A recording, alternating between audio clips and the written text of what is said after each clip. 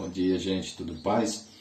Eu fiquei devendo para vocês a explicação de um caso inusitado, de uma perícia que eu postei, uma perícia a qual eu fui o perito, fiz a vistoria e postei no feed alguns questionamentos em relação a isso. Muita gente está querendo saber o desenrolar disso, como proceder, e a gente vai explicar um pouquinho aqui em relação a isso. Trata-se de uma ação de improbidade administrativa movida pelo Ministério Público Federal contra um ex-prefeito.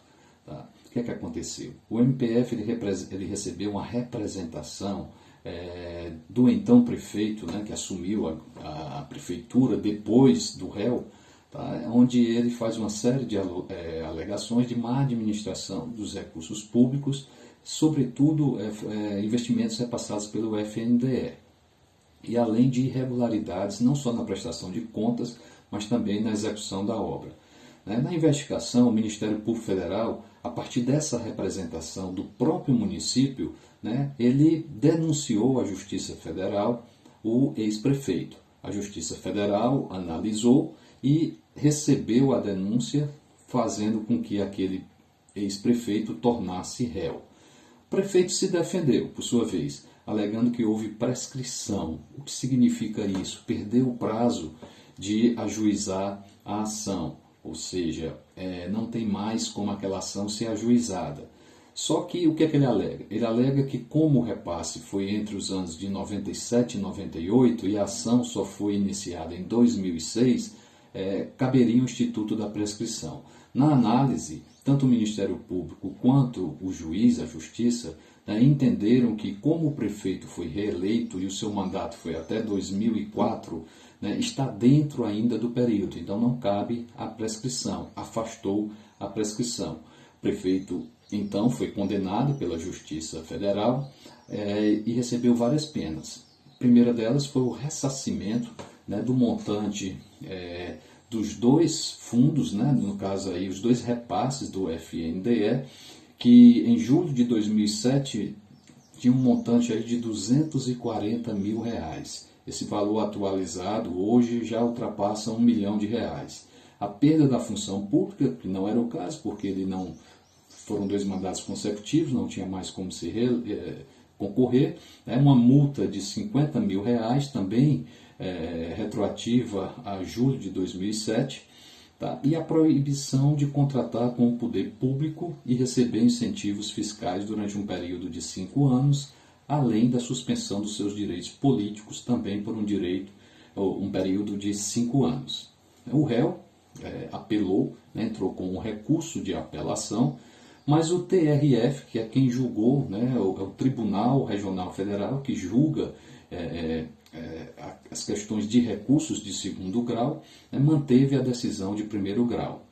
Como o prefeito não cumpriu, não ressarciu o erário no valor da condenação devidamente atualizado, o processo atualmente está na fase de execução.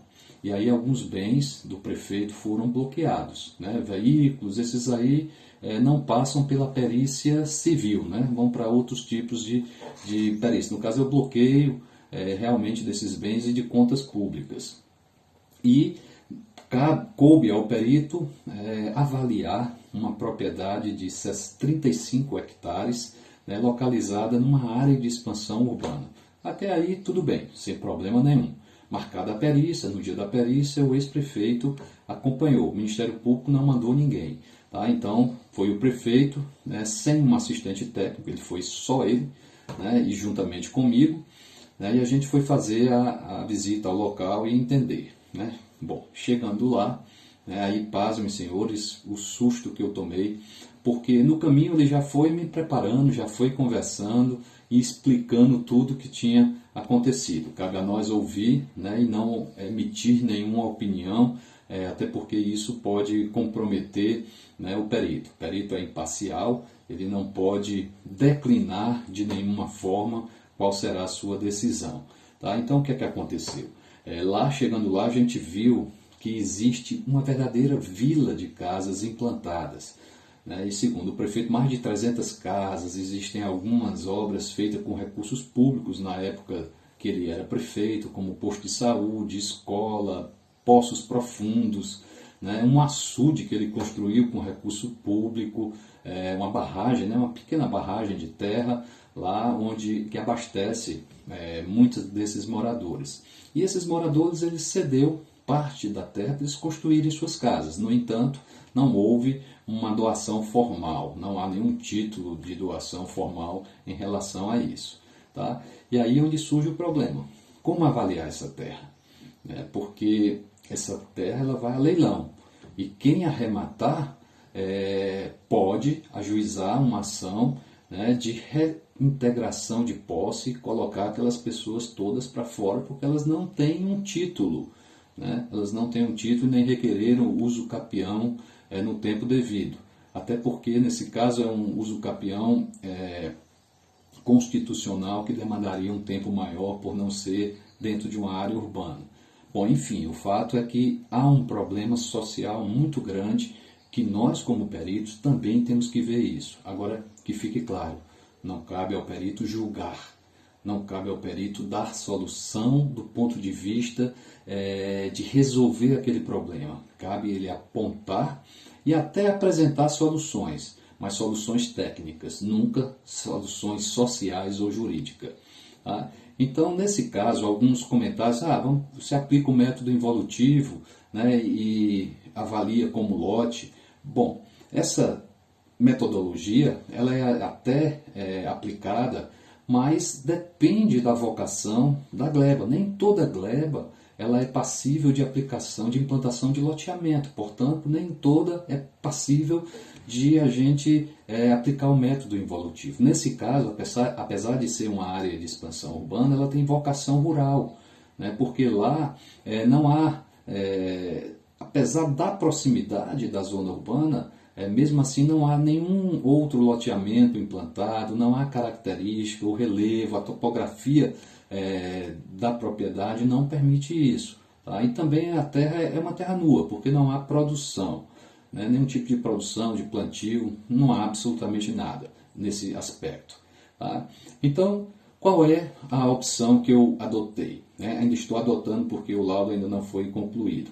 Eu vou dar duas opções ao juiz, e cabe ao juiz julgar, claro, analisar e em cima da decisão técnica ele escolher aquela que dentro de um outro conjunto probatório também vai ser a mais viável.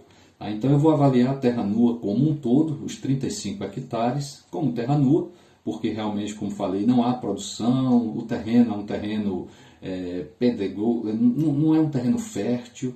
Tá? Então não tem, pela vegetação a gente vê que são arbustos que existem lá, né? Então, claro, uma terra tratada ela poderia vir a ter uma produção. E também vou avaliar uma área remanescente.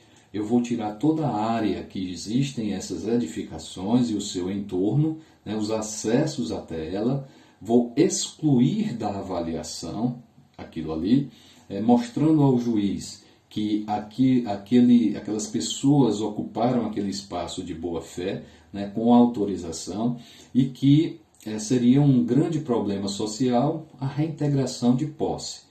Mas eu deixo como opção ao juiz. Não vou dar a ele apenas uma forma. Deixar como opção, ele vai analisar e escolher. Então a solução para esse caso é exatamente esse que eu estou falando. Né? Vou dar as duas opções, avaliar a terra como um todo, da forma que foi me solicitado, e apresentar uma segunda opção, claro que trazendo um relato, né, explicando tudo isso que eu falei, mas de uma forma bem mais detalhada para vocês, tá bom? Pessoal, perícia é coisa séria, requer conhecimento, requer experiência e também muitos conhecimentos multidisciplinares, não é só o conhecimento da engenharia muitas vezes. Tá? Então, se você quiser ficar por dentro desses e outros assuntos, siga aí o meu perfil, @prof. Jeff Marinho, e o canal no YouTube que tem algumas aulas, algumas explicações sobre casos assim interessantes, né? Que é Prof. aí Jefferson Marinho, tudo junto, tá bom? Tudo de bom para vocês e até a próxima.